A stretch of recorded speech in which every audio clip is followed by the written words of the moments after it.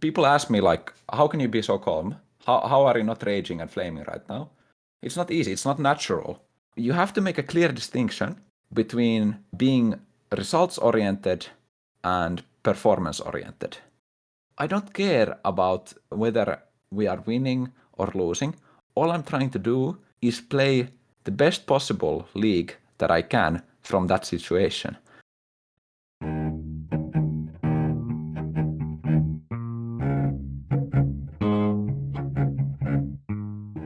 Welcome to Challenger Insights, where we dive into the minds of the best League of Legends players to figure out how they think about the game. I'm your host, Lucas, and today I'm joined by Expecto. He's a Challenger Shen OTP, and he's been in the top 25 in Challenger in Europe West and Nordic East, having reached up to 1200 LP, and he's been Challenger for 5 seasons in a row. Before we get started, if you want to get notified when a new episode releases, make sure you join the Challenger Insights Discord. Not only do we have an amazing community in there, you can also find transcripts for every episode. We do Q&As with our guests, and we'll be doing giveaways there as well. So if you're interested in any of that, the link for the Discord will be down below. Expecto, it's awesome to have you here. Thank you for being on the podcast. Oh, I'm glad to be here today. Awesome. So let's get started. How would you describe Shen in your own words? How would I describe Shen? Okay, so, well, let's start with the thematic itself. He's obviously a dual-wielding ninja who has two, swords, and one of them is, the Spirit Realm sword. So, thematically, that's pretty edgy and cool, if I'm being honest. And then from a, gameplay perspective, Shen is a basic attack-based bruiser, I would say. I mean, he is regarded as a vanguard or whatever, so he would be like a supportive tank, but he can be played like a bruiser. But I really like the fluidity in his kit because his auto attacks feel so smooth. Can you elaborate on that? Because, like you said, most people would regard him as more of a supportive champion. What does it mean to you that he's an auto attack based champion? I mean, there's lots of auto attack based champions in top lane, right? Yeah, that's true. There are many, for example, Tryndamere. That's just the first example that comes to mind because I recently enjoyed Tryndamere for a couple of days. But the thing with Shen is that all of his damage comes from his auto attacks, right? And with his Q, he has a slightly increased auto attack range. And what this does is it makes kiting as a melee champion much easier, and it also requires you to be able to kite efficiently as a melee champion, which is something that people underestimate in how important it is. Okay, interesting. So the focus that you have on the champion is mostly on the micro, whereas most Chen players would maybe look at him as a macro champion, with the focus on always helping your team. I don't know, is that accurate? I think that is a misinterpretation because obviously I'm interested in every aspect of his gameplay. So it's not like I'm only focusing on the micro, but that's just what stands out to me. I think you're right about me approaching him from a different angle to most people, because if you're new to Shen or you just generally play League and haven't played Shen, then you probably feel like his identity is revolved around saving people with his ultimate. And then, by contrast, I felt like the most important part was his laning phase and his 1v1 potential and his micro. So I guess you're right in some sense, but that doesn't mean that I don't take the macro aspect of Shen seriously. Okay, interesting. Let's get into that a bit. When it comes to the laning phase, or basically that thing that you do different, the focus on the laning phase, how does that play out? How does that give you an advantage? So I think the number one common misconception when it comes to Shen is that people didn't recognize that his early laning phase is so strong. And this is something that challenger players knew after a couple of seasons of facing me and Shending Help, because we were playing the early laning phase so aggressively. And Shending Helps, he's another Challenger Shen player. We kind of share the number one Shen spot with him. We can consider him to be the more consistent one and myself to be the more innovative one. Anyways, but with our content, I feel like this hole or gap in the common Shen player base knowledge has been filled, but the majority of player base does not respect Shen's powerful learning phase. And it is something that has been kind of flying under the radar for a while now. Okay. So how do you use that? Are you just, are you just very aggressive in lane, or what do you do to make use of that? Well, you could say that I'm aggressive, but I like to consider it as just playing the laning phase correctly. So what you need to do is you need to punish the opponent's mistakes, and with Shen you can do that efficiently by positioning your Spirit Blade in the correct manner. And this is something that has just only recently been talked about. I'm now perfecting it myself, although it has been a large part of my gameplay, like intuitively for a while now, but I've made an effort to concentrate on it later after like Shending Help talked to me about it and we had a discussion about it. But the thing with his Spirit Blade is that obviously you get your empowered Q if you drag it through an enemy, and the enemy is also slowed when moving away from you. So if you get the drag through, then Shen's Q is very powerful and you have an opportunity to trade and you win like most melee matchups. I would say like 95% of the melee matchups in the early game. But if you don't get this empowered Q, then you're just average strength. So it becomes very crucial to be able to position the Spirit Blade in such a manner that if you draw a direct line from the Spirit Blade to yourself, then the opponent will be in that line. Okay, so how do you do that? So we'll place your Spirit Blade behind the enemy's ranged minions. That's like the generic spot where you're looking to get it. Because what this does is when you're going in for last hits on the enemy melee minions, then probably the enemy laner will also be trying to hit like your melee minions. So when you have the blade behind the enemy range minions, then the blade's drag-through line will intersect with the opponent's kind of path of movement, and you should be able to get an empowered Q. Okay, interesting. Is this kind of like a pattern that you're just repeating? Are you like dragging it through them and then walking up again and placing it back? Like, is that kind of the thing that you're trying to repeat in lane consistently? Yeah, it's part of the core trading pattern of Shen, because his actual like what we call extended trade, or sometimes referred to as forbidden combo in popular culture, is the combo where you use your Shen Q, preferably you get dragged through, and then you wait for a little bit, because Shen's Q has a duration of 8 seconds, I believe, so you're not forced to auto-attack immediately and use that ability. So instead you can just wait a little bit, wait for your cooldown to come down, and then engage with either E or by walking up. Auto attack 3 times, so you use your 3 stacks of empowered Q, and then your Q cooldown will be off cooldown, and you can use it again. So in total, this makes for 6 Q auto attacks, and this is kind of the basic trading pattern that you're trying to repeat over and over again versus melee champions. There is some variation when it comes to like ranged champions, because you're not able to do this all the time. But versus a generic tank or bruiser, this is the pattern that you're trying to repeat. Okay, awesome. I can start to see why the laning phase for Shen is a lot more interesting than some people might realize. All right, before we really get into it, I wanted to just quickly ask you about your setup. What runes and summoners are you running on Shen? I'll start with the summoner spells. So I've been running Ignite for a couple of seasons now. And we initially, when I say we, I usually mean me and Shending Help. We made the jump to Ignite when Teleport got changed. I don't remember exactly when it was. I think it was 2 years ago. But what they did is they made the early level cooldowns of Teleport much higher and reduced it when you're level 18 or like higher levels. So what this does is it makes Teleport weaker in the part of the game where Shen would utilize it most. Because Teleport is not as impactful on Shen after like 20 minutes, because at that point you're relying on your ultimate to get into fights and you don't need to teleport.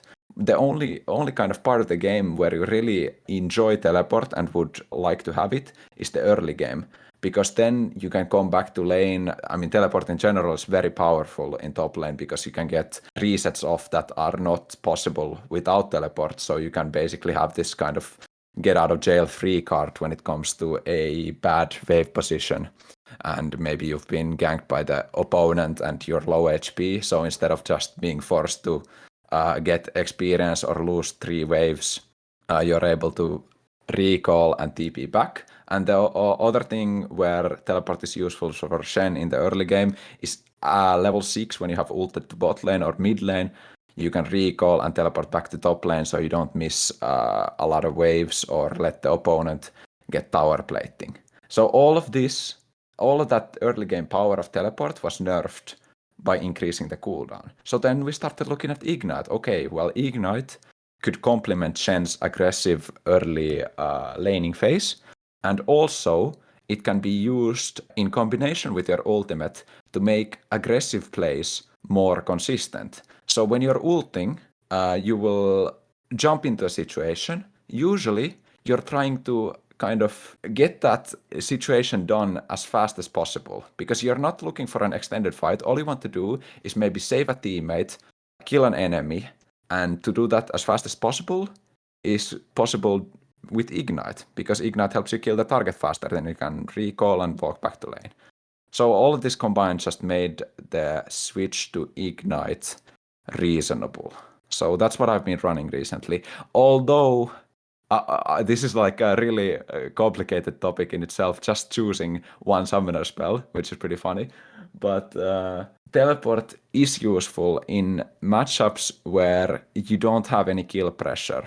So for example, something like you're going up against a Nico top lane, or even Aatrox, because Aatrox is one of Shen's worst matchups. You could run TP just for the fact to make your laning phase safer, because you can't kill those champions, like realistically. Even though, like naturally, you would think that Ignite would be good versus Aatrox, who heals a lot.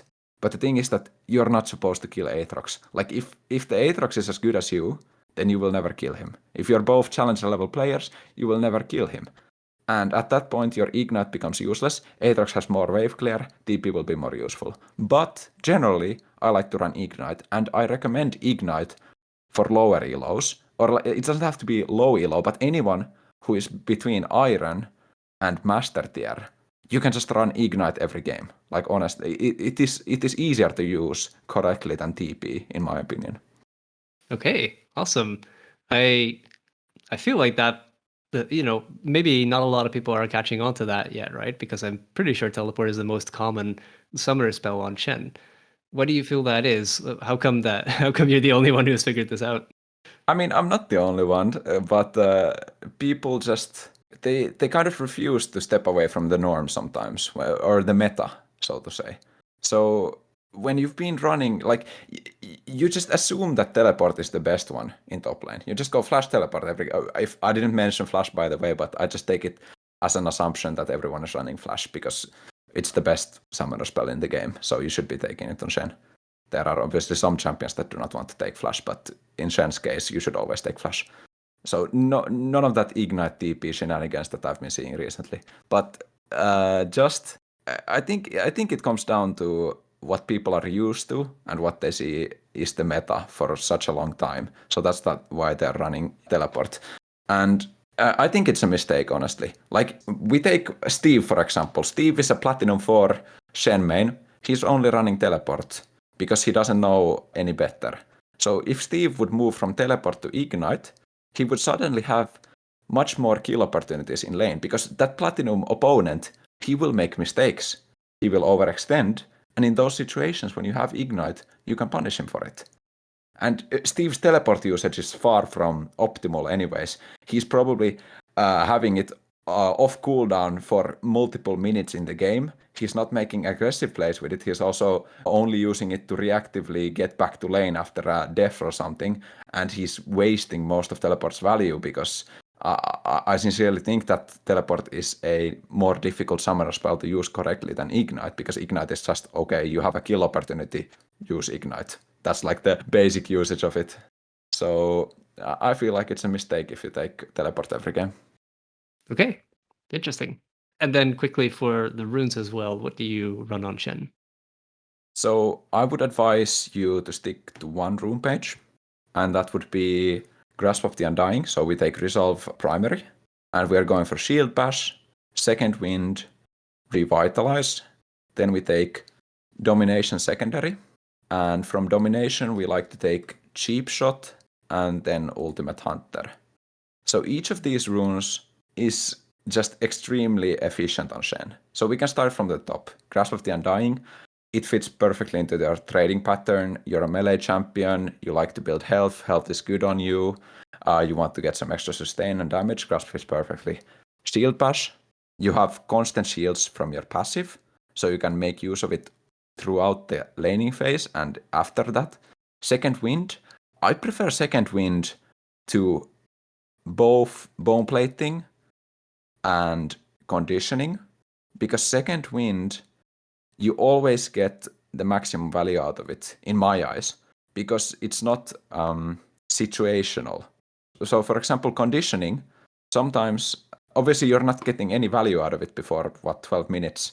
And I feel like in general, you should take runes that complement your early game, because the proportional power of runes is higher in the early game. Because as you get more gold, then the runes will kind of have a smaller percentage of your total power. So you should use runes effectively in the early game where they have the most power. There is some exception to this, obviously, with Ultimate Hunter, because that is a scaling rune, but I will get back to it. So just from my perspective, Second Wind has always felt better on Shen, and that's what I've been running. And then Revitalize synergizes with your passive shield, Ultimate Shield, and it just works. It also helps you from level 1 because you get bigger shields, and if you like to take those aggressive early trades, then Revitalize will be helping in those already, in comparison to something like Overgrowth, which is also completely viable, and you could take Overgrowth, but I just prefer to take everything that helps me in the early game.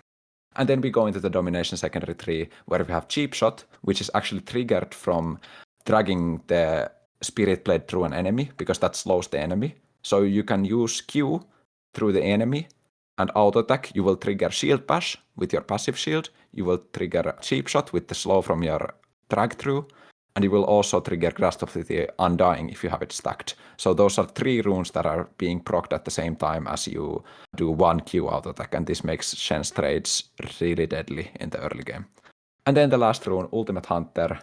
The reason why we take this is because Shen's ultimate cooldown is the longest cooldown in the game.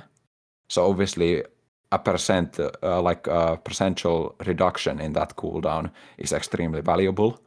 If you get it stacked up in the early game, and then you're looking at this massive cooldown reduced by 20% or something. So the amount of plays that you get to make during a game is increased rapidly by taking Ultimate Hunter.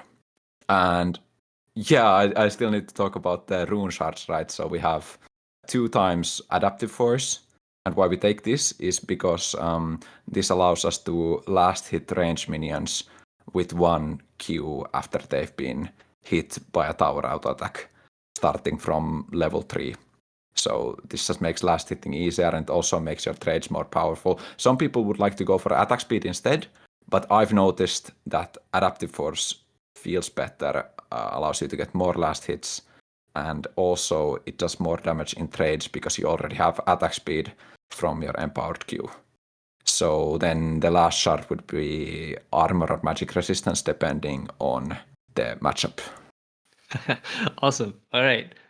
So you're always just running this one rune page and never changing it, or are there like minor runes that you'd ever swap out? Well, I specified that this is what I would recommend you guys to take, because honestly, like, runes do not dictate what happens in the game. They are marginal improvements. Obviously, in some cases they will have an impact, but you should be focusing more on improving your gameplay rather than making marginal increases in power through changing runes situationally. So for me, I cannot resist kind of trying out new runes. So, for example, I had a phase where I was running Fleet Footwork all the time, although that was recently nerfed.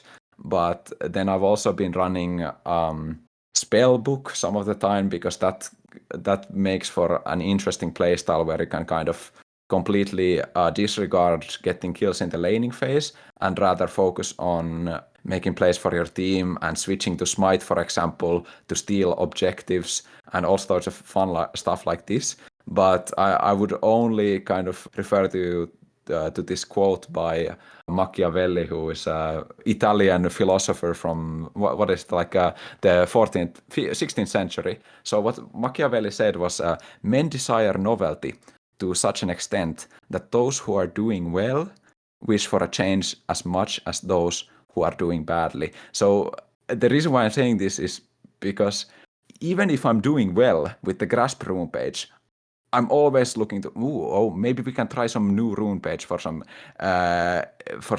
dark technology or something, like we can get better results with another rune page, when in fact, like, this Grasp page is tried and true. It is the best rune page you can take on Shen.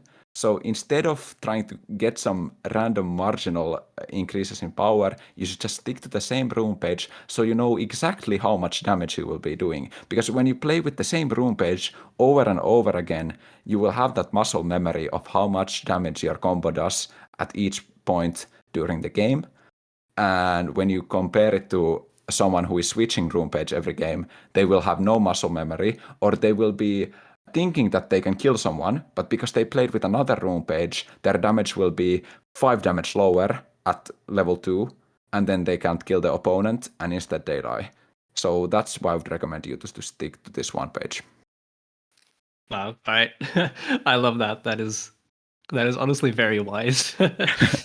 Yeah, awesome. Let's focus on, well, we've been talking about it a little bit before, but let's focus on the early laning phase for a bit. Obviously, you've mentioned everything about the trading pattern and all that kind of stuff.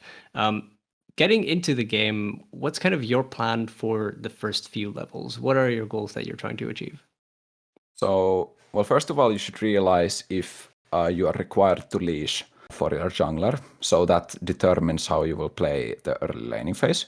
If you are required to leash for your jungler, then you will perform a triple Q leash, which is done by using Shen's Q at first 1 minute 17 seconds, then twice after it comes, like immediately after it comes back on cooldown. And the reason why we do this is so that the key barrier, which is your passive, the cooldown will be, it will be off cooldown when you need it. The first Q at 117, all it does is it uses the key barrier cooldown. So that way, your second Q will not use the cooldown, and it will be up for your third Q. So what will happen is you will use the second Q at 125, you will auto-attack 3 times. You don't have a passive shield at this point, but it's okay to take a couple of hits because you will regen it with your base health regen. And then you will use your third Q after hitting those 3 Q auto-attacks, and you will get the key barrier shield, so you can tank another 2 hits for your jungler, not take any extra damage from those, hit it with 3 Q auto-attacks, and total you have done, because it does percentage max HP damage versus blue buff and red buff, this leash will be one of the best leashes that any top laner can give, because you're essentially tanking like 4 hits for your jungler and hitting the jungle camp for something like 700 damage or something ridiculous. So the first thing is we have to identify if we are leashing. If we are leashing, we will do it correctly. If we are not leashing, then we have a second decision. Do we want to try to cheese them? So we will wait in a bush and try to level 1 all in? Or is the champion that you're facing too powerful at level 1, so we will instead just walk back to lane? I can't list everyone who you can cheese level 1, but in general, champions that are weak, you can try to cheese. So what we will do is we will wait in a bush until the opponent appears, and we will just use Shen's early game power to completely destroy them. Usually force a flash or even kill the opponent if you have Ignite. But champions that are strong in the early game, you can't do this against. So what you will do is you will simply walk into lane, and you will place your sword in an aggressive position, so you will try to get the blade at a point where it will be behind the enemy range minions, as we discussed previously. So we will always have a plan for level 1. It just depends on, first, do I need to leash? Second, can I cheese the opponent level 1? So then we have 3 possible outcomes. Okay. Can you give some examples of champions that you absolutely could not do the cheese against? Like which champions are so strong that you should never try? Actually, even like Aatrox can be to level 1 because that is the matchup that we discussed previously. But some matchups that you can absolutely not do is, for example, Gwen with a Doran's Blade.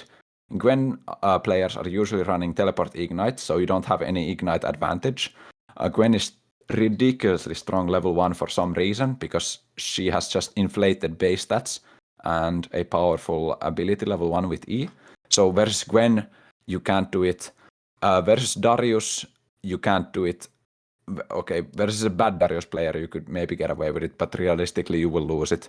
So versus Gwen, versus Darius, maybe versus Olaf, you can't cheese. Champions like this. Okay, awesome. So are there like you mentioned this whole trading pattern of you're basically constantly looking to get this Q drag through and almost like poking them out of the lane, right?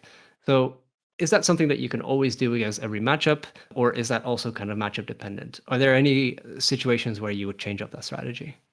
Well, so generally, if you're just approaching it from a matchup standpoint, so if the only variable we have here is what champion the opponent is playing, then any tank or bruiser is susceptible to getting poked out by Shen if you play the laning phase correctly. So we're talking any kind of melee champion. So you have your Ornn, your Garen, your Riven, your Camille, any champion like this, you can perform the Q drag-throughs with the extended trade to poke them out if you play it properly.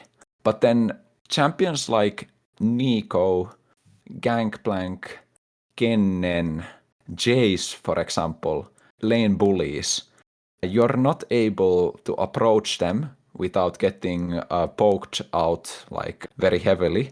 So in most of those matchups, so ranged or otherwise lane bully matchups, you will have to kind of relegate yourself into a passive play style where you will only try to get as many minions as possible and affect the game with your ultimates instead of getting a lead in your own lane.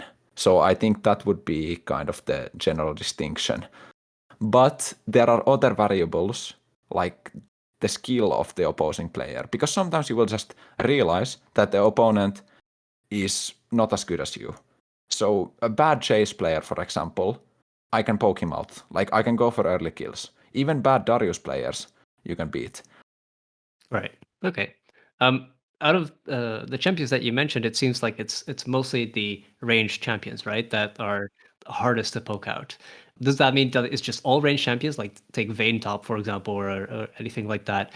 Yeah, I mean, generally you can say Vayne top, Gnar top, Karma top, anything like this will be very difficult for you, simply due to the fact that if you engage with E, then you don't have any way of disengaging, and you will take a lot of poke for going in for an auto attack. So it's just very hard for Shen to be able to deal with ranged matchups correctly, and all it requires is patience. Like you have the tools that give you capability to survive these laning phases because you have your Q to last hit, you have your passive shield to deny poke, you have your W to deny auto attack poke. So you have all of these tools, but you just need to realize that you're not supposed to get kills in these matchups. Like they pick the ranged bully champion in order to win the laning phase.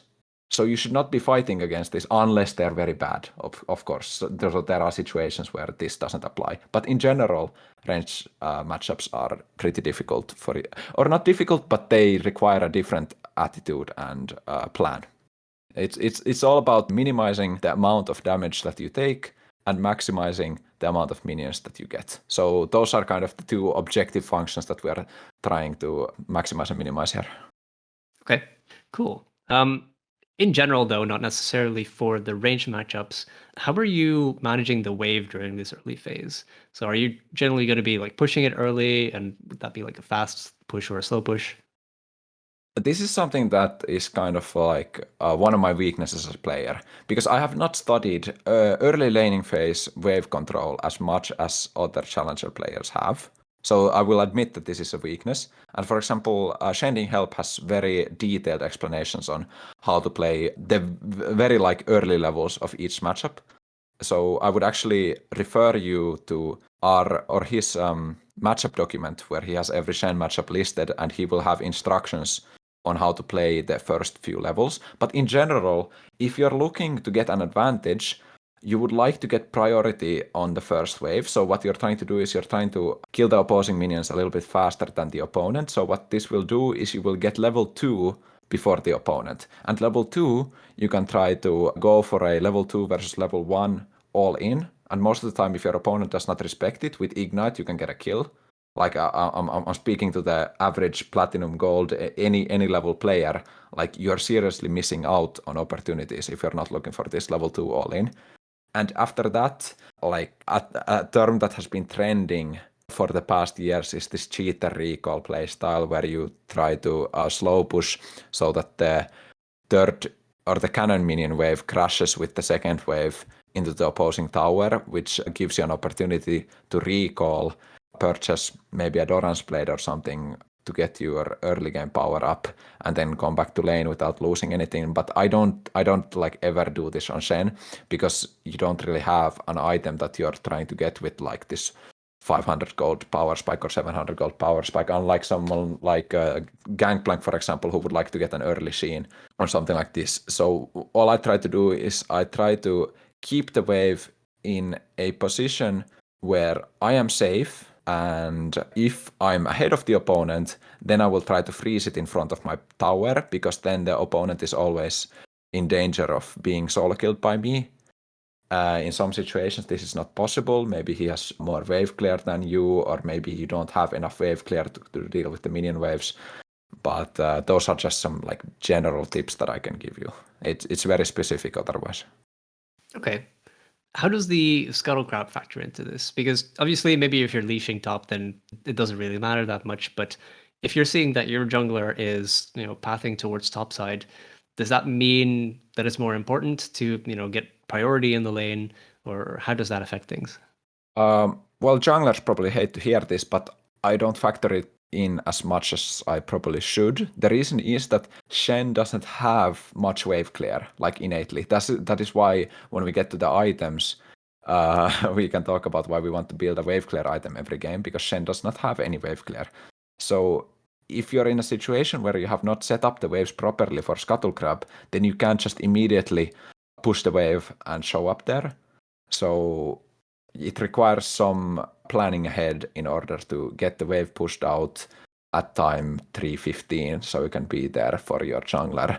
But like I would say for low elo, this is not such a big thing, because the pathing of junglers there is suboptimal anyway, so it's not as impactful. But when you compare it to pro play, for example, there getting priority for scuttle is much more important. Okay. What I also wanted to ask is, obviously, because you're, especially in those melee matchups, you're trying to take a lot of good trades with the enemy. What happens if you end up taking a bad trade instead? Maybe you just misjudge the enemy damage or something like that. How do you salvage that? So we have some tools to help with that. So we have Second Wind, and we have Doran's Shield, which is our starting item every game. So with those two, you already have like quite a good sustain ability, so to say, because Shen doesn't have any innate sustain, so that's why we like to take Second Wind and Doran's Shield. So this will kind of mitigate the damage that you take if you take a bad trade, or you can regen it up. But if you're running Ignite, for example, there will be times when you will just have to you will literally just have to sit away from the wave. You will try to be in experience range of the minions, but you will just have to give up last hits. So if you took a completely like blunder trade, you took 80% of your HP, the enemy is still close to max HP, then you're just gonna have to sit there and you're just gonna have to soak in the experience because you made a mistake and now you're getting punished for it. So there's no like easy get out of jail free card here because we're not running teleport, but teleport is anyways like not a reliable option to get you out of these situations. If you're consistently taking bad trades, then it's all about learning why these trades are not working for you. So I guess the punishment in itself is a good motivation to learn how to judge the trades better. All right, that makes sense. Cool. So in the laning phase, once you hit level 6, that's going to be a pretty important moment, right? Yep. But at the same time, you know that the enemy is going to be like pinging it and warning everyone that you hit 6. How are you looking to use your first ult? So the first ultimate, usually it will be reactive, because the thing is that you say that like the opposing top laner will be pinging and warning their team, but realistically, if you're in an average solo queue game, the opponents won't have any idea about Shen ultimate. Like they will realize in loading screen, okay, they have a Shen. They might even think, okay, this game, I have to think about the Shen ultimate, but they won't be playing around it. Like they will still get surprised level 6 when you ult the bot lane.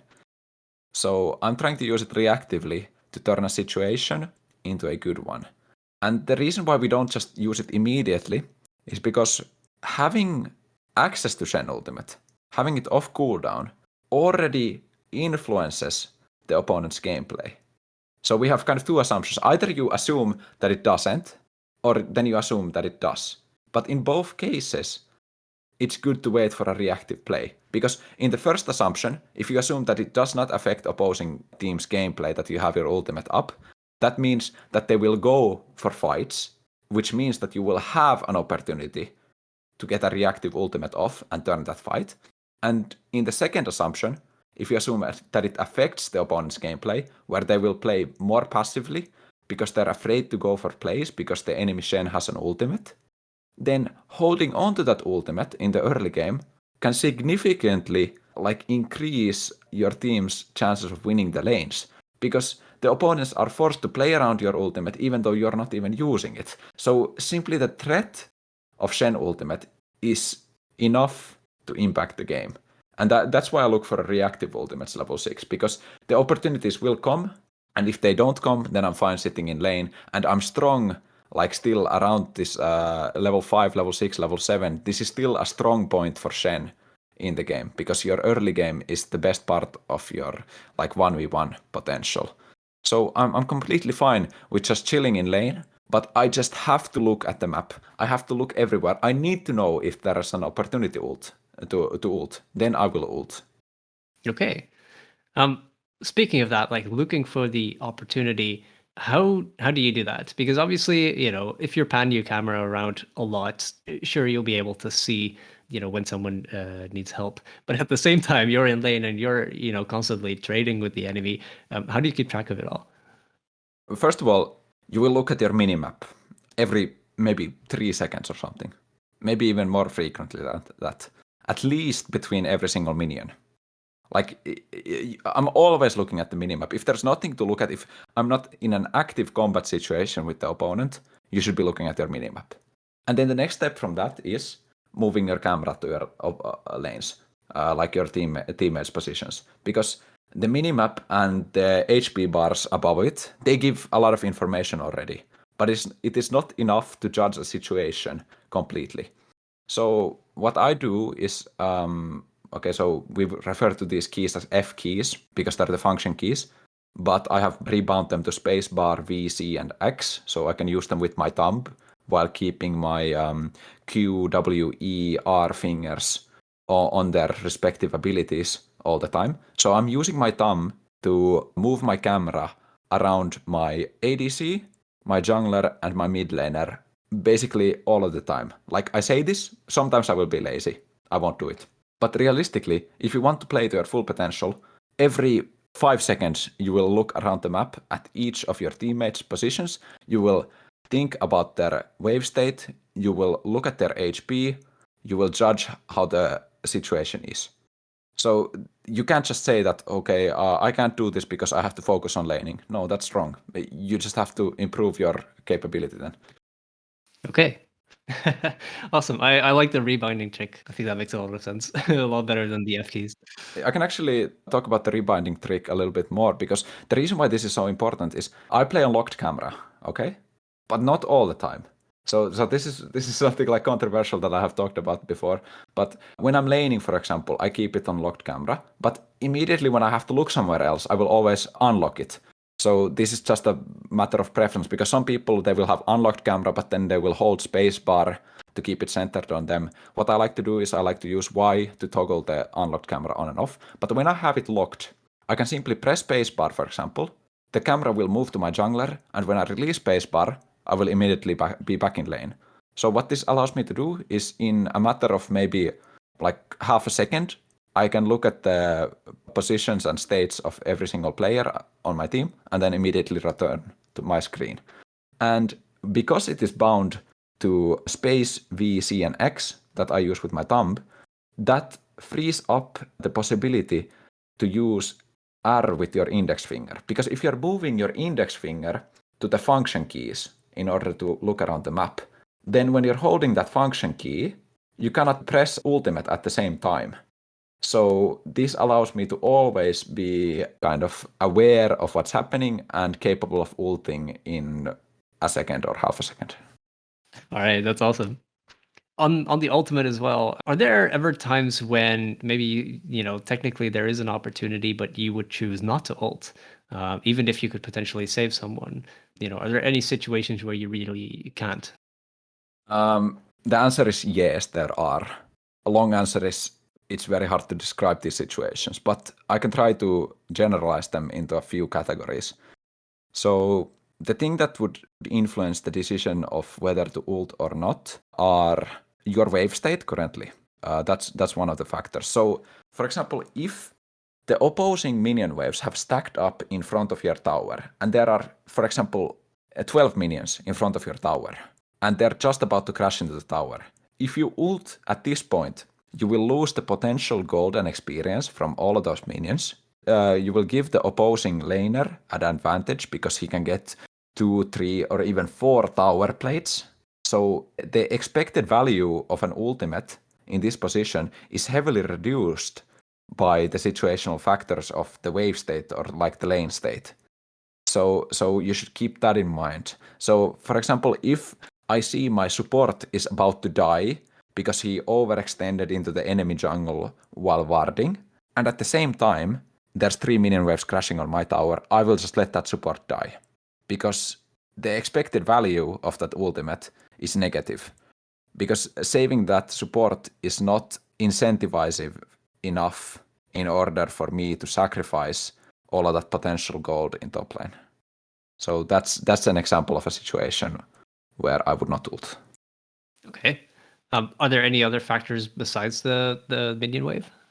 Yeah, this is pretty hard to describe, but for example, if we move from the laning phase into the mid game, maybe even the late game, you will see situations where, for example, your teammate is surrounded by 2 or 3 opposing members.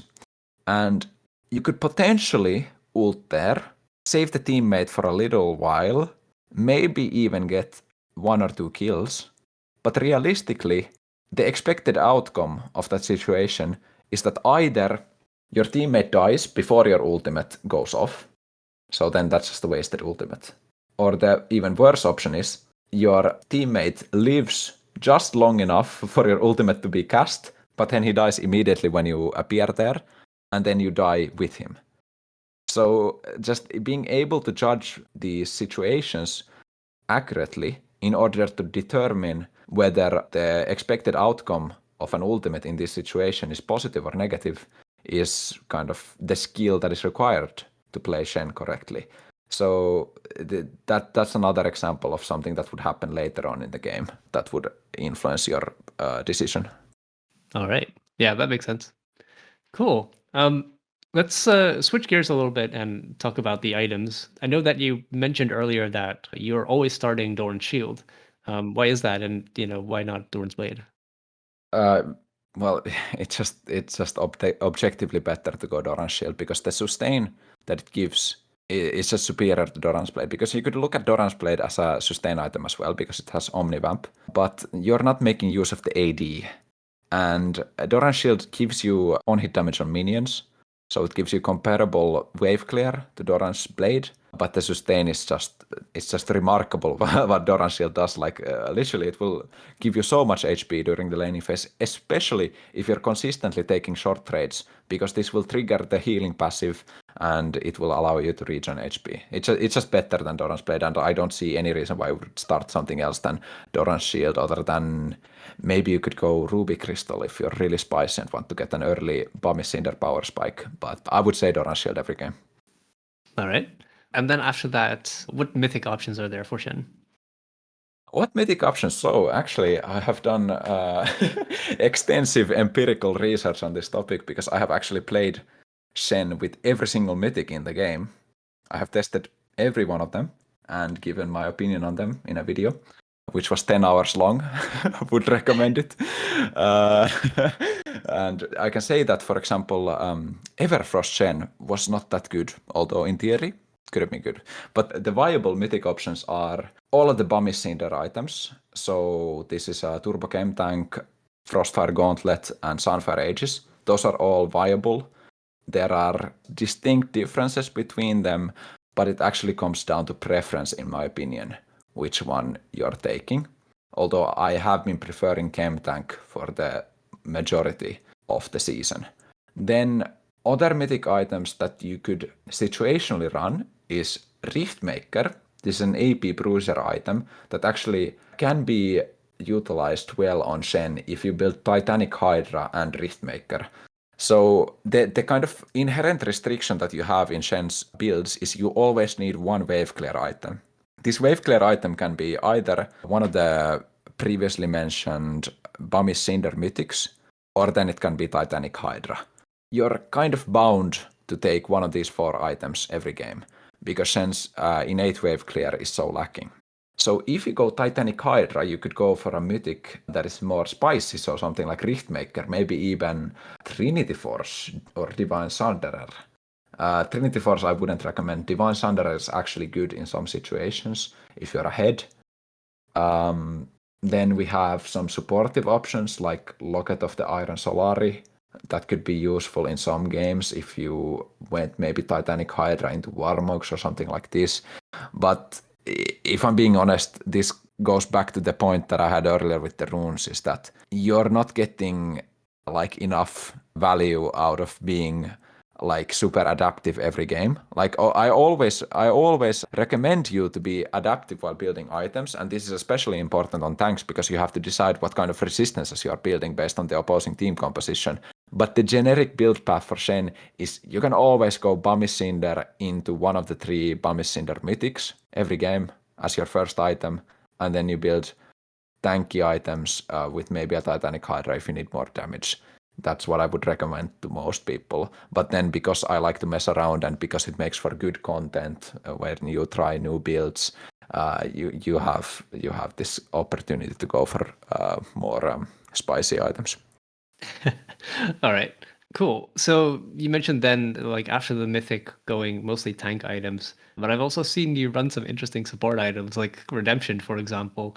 What's the idea behind that? So this is one of my trademark innovations, was the Turbo Chem Tank into Redemption. So this build is called Redemption. Yeah, get it, it's a pun. Anyways, the reason why Redemption is so good is because support items are actually extremely gold efficient, because they're balanced around the fact that these items are built on supports normally. So when you give the opportunity to build support items for a champion that has access to normal income, then they suddenly become really good. And it gives you, because the items are so cheap, so Redemption costs only 2,300 gold, I think. So this item gives you a power spike much faster than normal legendary items. Like for example, most of these items cost like 3,000 gold, 3,100 gold, but instead if you invest into a support item that is much cheaper, it allows you to get your power spike faster, and the stats are not wasted on Shen because he has so many shields already. So he has passive shield and ultimate shield, which are both increased by Redemption's heal and shield power. And then the Redemption unique active is actually incredibly powerful, especially in high elo, because you can use it to heal your team after a bad fight. Like, for example, if you have a team fight, the team fight can kind of have a 5-second break. Just due to the nature of how these fights sometimes play out. You can use Redemption to heal your team. Maybe everyone gets healed like 300 health or something, and it will suddenly change the outcome of that fight. So, in short, items like Mika's Crucible and Redemption, those two items are very gold efficient, and because Shen has shields, he can build them without sacrificing their gold efficiency. Okay, interesting. I was also wondering, would you ever consider taking items that also increase your damage? I mean, you already mentioned like Titanic Hydra, but more as a wave clear item. What's your opinion on like, let's say Hullbreaker, for example, is technically, a little bit more of a split push or even a bit of a dual item, right? What's your opinion on building a bit more damage than tankiness? Well, I enjoy it, obviously. It's fun to build more damage because it's fun to see opponents die fast, and it's fun to see their reactions because they're not used to getting killed by Shen in one rotation. So, first of all, it's fun. But Titanic Hydra, I think it's the kind of premier damage option that you have because it just synergizes with your kit so well. And actually, if you want damage, Abyssal Mask, it's like an offensive item, actually. Like, I calculated in a Google spreadsheet, like all of the 2-item combinations for Shen. And then after I did some work on a mathematically correct Shen build for Ross Boomsock's YouTube channel, I realized that Abyssal Mask increases your damage comparably to any like damage item. So, for example, you would think like, okay, if I go Void Staff, or if I go, okay, maybe that's a bad example. If I go Blade of the Ruined King, if I go, I don't know, Infinity Edge, you would think that those items do more damage. But the Abyssal Mask percentual damage increase that you get on immobilized targets is so significant combined with your base damages that it actually does more damage than damage items, or at least comparable damage, and also gives you resistances and health. So I would say Titanic Hydra and Abyssal Mask are the best damage options. Okay, interesting. That's like the best of both worlds. Yeah. All right. Finally, let's talk about the mid and the late game. Once the outer turrets kind of start to go down, what is Shen's role in that phase of the game? You could say, or you could state it with a couple of principles. So first of all, you will always have to recognize what the current objective is. So if Baron is up and we're in a situation where both teams are capable of doing Baron, or even just one team is capable of doing Baron, then you want to play in the bot lane. So we'll be split pushing in bot lane. If Dragon is spawning and we're not in a situation where we can take Baron yet, you will be on the top side of the map.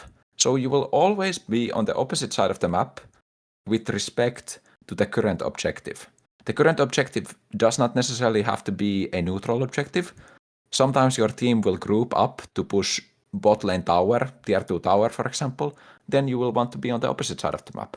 And this is assuming that you have your ultimate up, which is most of the time the case if you're running Ultimate Hunter. So we want to mirror the pressure of your team, because they're, for example, pushing tier 2 in bot lane. At the same time, you want to kind of just tease the opposing team a little bit. Just show that you're in the top side, be a nuisance, but don't put yourself into a position where you can die. Because you're not actually looking to take towers as Shen. All you want to do is push the waves so that the enemy is denied experience. Maybe sometimes you can go hit the tower, but you don't take towers fast. You're not really interested in taking towers because you're not interested in getting gold for yourself. You're interested in winning the game. So what you do is you apply pressure, back off when it becomes dangerous, and then when the opposing team decides to fight in the bot lane, you will ult and you will win the fight. So always stay on the opposing map with respect to the current objective and don't die. Okay. The last part specifically. So you mentioned pushing to at least apply some pressure. Assuming that the enemy also sent someone to the side lane, right? Because they probably have someone with TP as well. Do you want to duel that person with Shen's decent duel potential, or are you looking to actively avoid a fight just so that you can get a better ult off? This is completely dependent on knowing the outcome of that duel. So this comes with experience.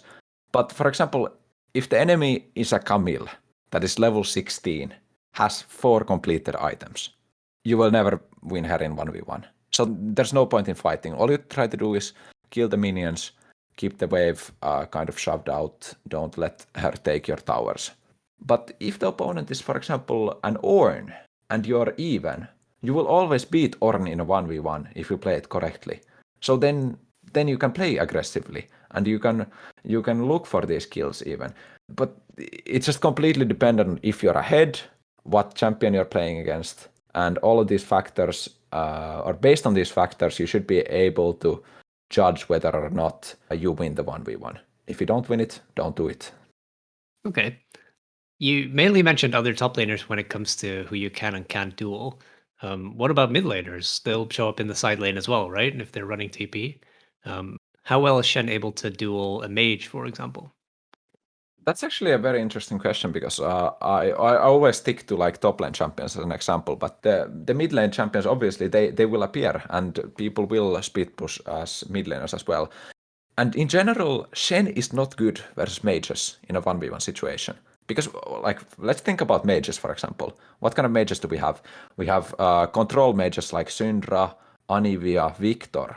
These champions have CC and ways of peeling themselves, so that if you miss your taunt, you will die. Like, you have no way to disengage that situation. They have more damage than you. They will have more levels and more experience than you, because naturally, as Shen, you will be ulting, you will be missing minions while you have gone to another lane, and you will generally be behind in comparison to the enemy mid laner. So then, in addition to control mages, we have something like mage assassins, something like LeBlanc or assassins in general. LeBlanc is very difficult to deal with because she has so many dashes. Like, how are you supposed to kill LeBlanc? If she keeps her ultimate, she will have like 2 flashes always. You have no real way of killing her. But melee assassins, like AD assassins, something like Zed or Talon, if you have a little bit of armor, you might be able to 1v1 them. But in general, mid laners will be ahead because they will have access to more gold and more experience. And that's why I would not recommend fighting mid laners in the side lane. All right. One thing I also wanted to ask about, as Shen, because you're ulting away often, you might give the enemy top laner a lot of chances to, either damage or take your turret, right? In particular, if the enemy is really smart about it, what they might do is when they see you ult, is they take Herald and immediately use it top, and maybe completely destroy your turret before the platings are even down. Would this be particularly bad for you? What does it mean if the laning phase ends so early and abruptly? Well, first of all, this is something that this will happen, right? Because you're naturally gonna be ulting away from your lane. The opposing top laner will get, on average, more platings than usual. They will be ahead, especially if they have a strong top side, so their jungler is strong and their top laner is strong. You will lose your tower early. It will happen. And you can't prevent it from happening in some games. When this happens, it's not the end of the world. Because what it actually does is, usually in this situation, the opposing top laner is ahead of you. So he would like to be fighting you. But what you can do is just pick up the waves when the waves hit your second tier tower, and then try to play with your team. Because Shen actually, he functions well in these Fiesta games. So when I say Fiesta, I mean games that are completely out of control and people are always fighting. So if you're running Ultimate Hunter, you have a little bit of ability haste. You will kind of be ulting every time you have it off cooldown. And you will be turning the game into a kind of deathmatch. And this happens a lot in lower elos where the game is not controlled. And sometimes it's good, sometimes it's bad, but I would say that you need to always just look around the map and make sure you know what is happening with your bot laner, your jungler, and your mid laner all of the time. And then situation like this where your tower goes down, it's not the end of the world. It actually doesn't affect the gameplay that much. Okay. Let's say I also wanted to ask kind of about the opposite situation, because you mentioned, especially in the early levels and the trading, that it is quite possible for Shen to duel and kill the enemy top laner during the laning phase. What do you do if you have gained a significant lead in that laning phase? How do you use that advantage well throughout the mid game? If you have gained an advantage in the top lane, normally top laners would try to snowball it through their own lane. So what they would try to do is get tower, play things, get tower, maybe get Rift Herald with jungler, stuff like this. This is not what they're trying to do as Shen. What you want to do is you want to get gold on your teammates, because you're not a champion that scales well. So gold on your carry is much more valuable than gold on you. So you don't really care about tower play things, you don't care about pushing top lane that much. What you want to do is, if you're ahead, you want to shove the wave and immediately look for a proactive ultimate. So what I've been talking about for the majority of this podcast up until now is reactive ultimates. So we're looking at situations where we can turn around the fight based on what is happening currently. Proactive ultimates are much more common once you're ahead in lane. So what you can do is you can force a situation where your wave state is good. So immediately the expected value of ultimate is better because you're not losing that many minions by choosing the ultimate.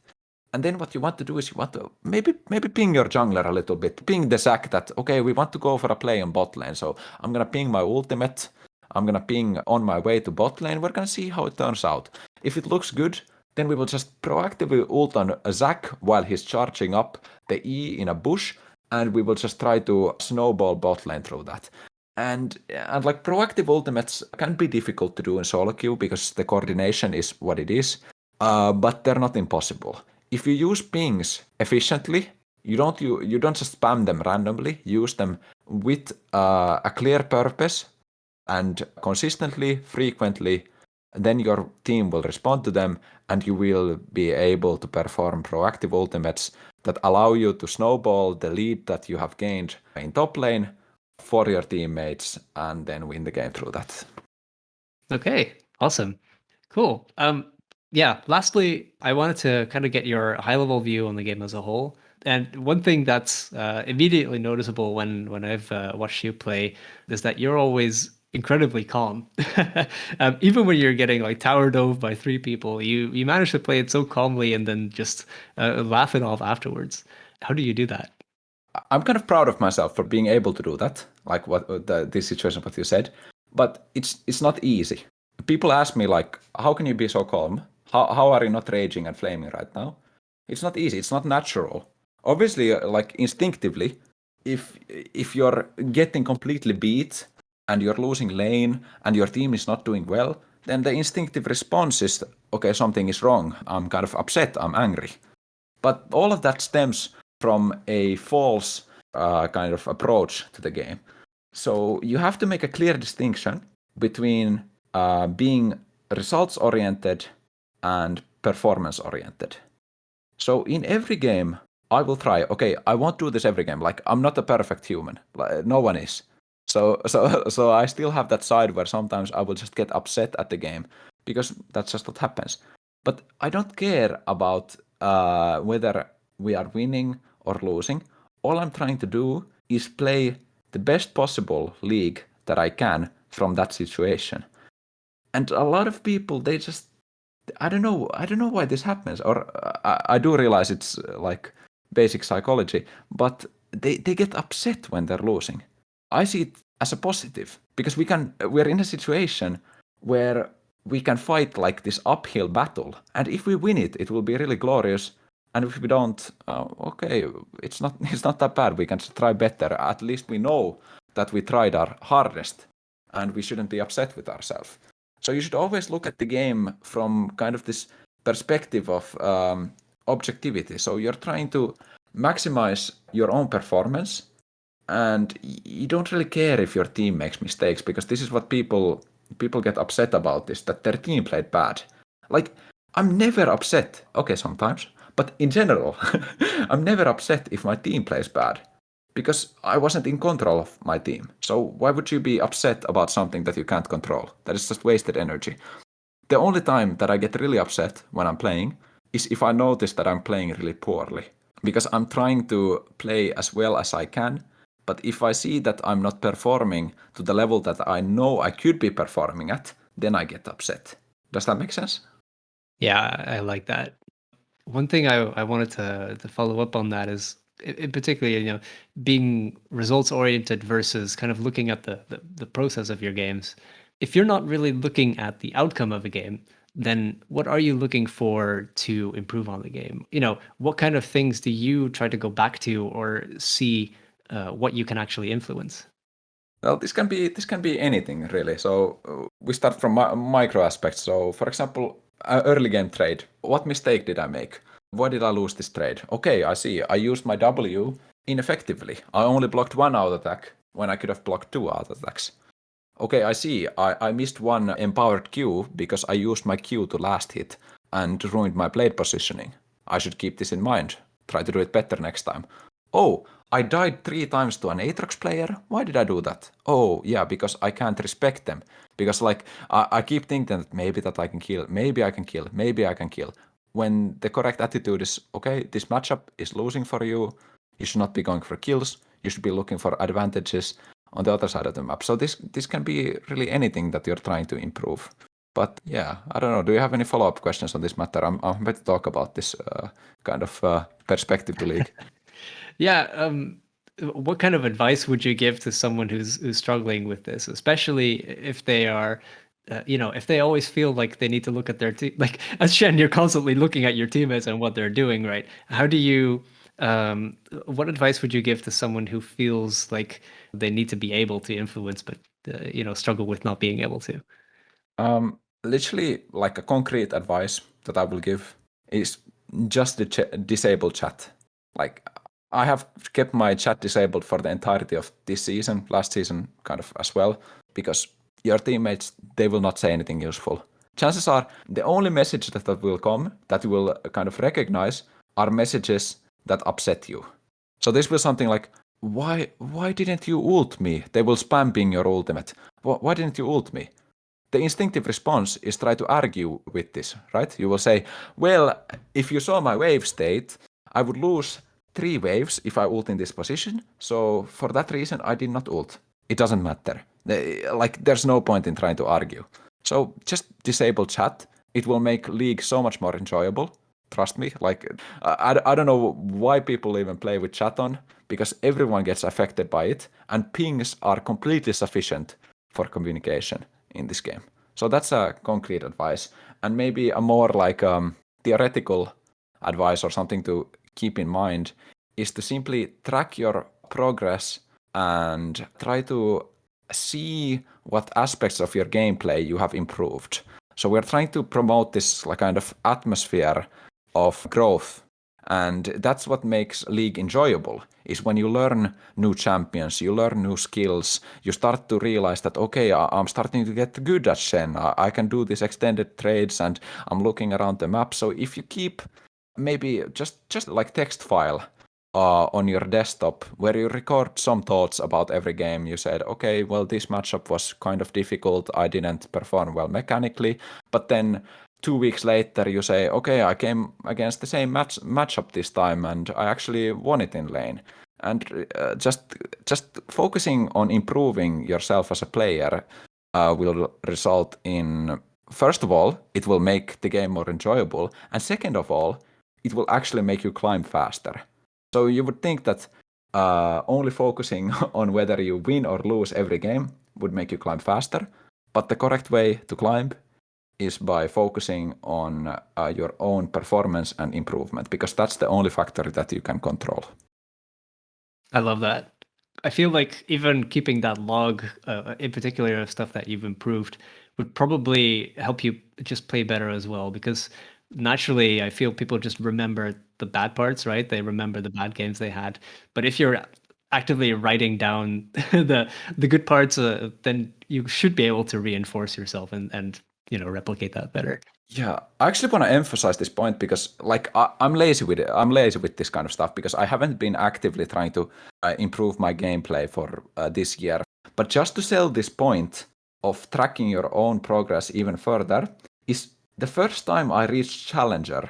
It was completely due to this. Like, what I did is I was in Diamond 4 or something, And then I started to keep, just like what I said, a text file on your desktop where you write a couple of sentences after every game.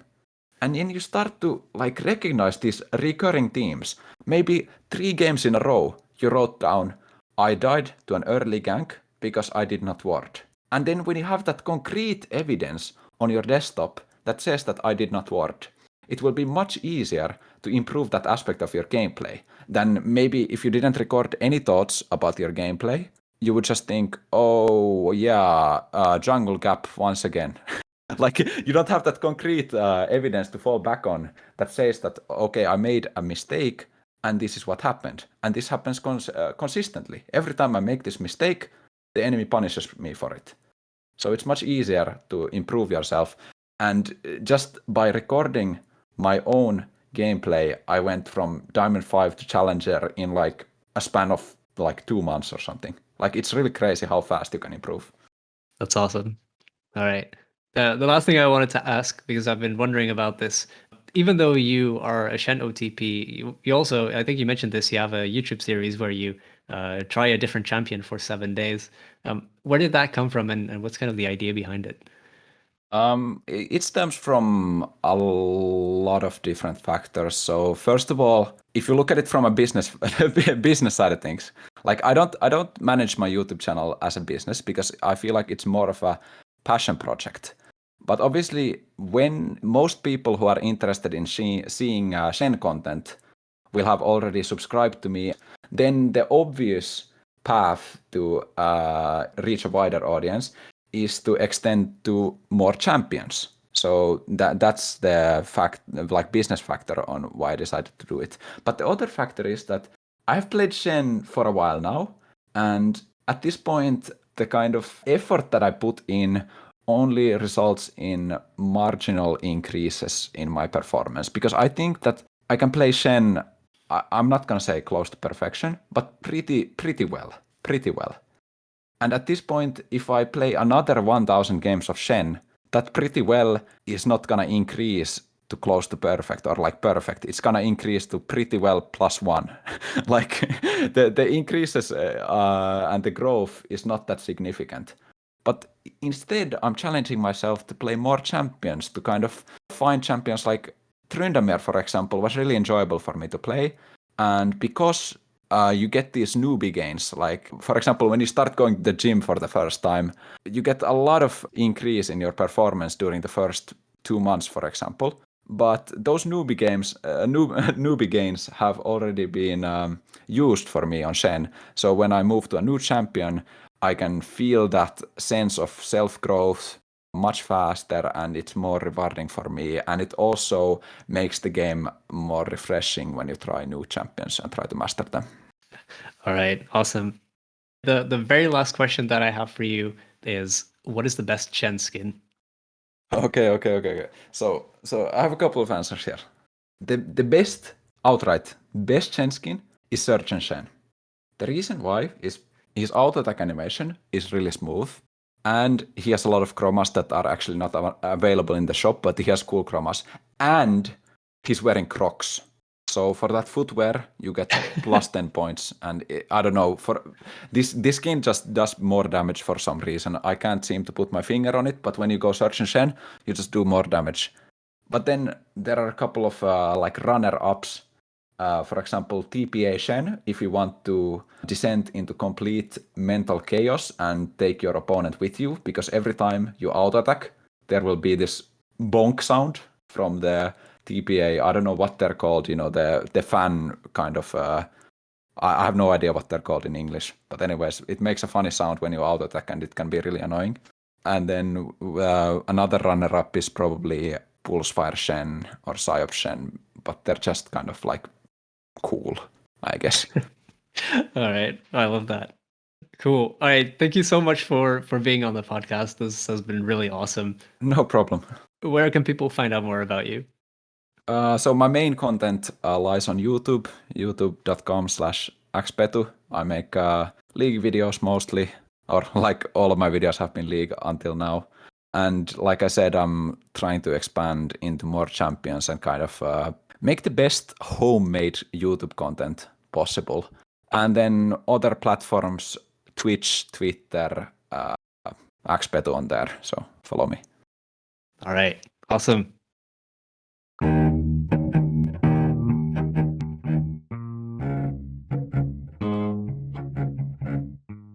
All right. That's it for this episode. I hope you enjoyed this as much as I did. Be sure to join the Discord for announcements, Q&As, and other events.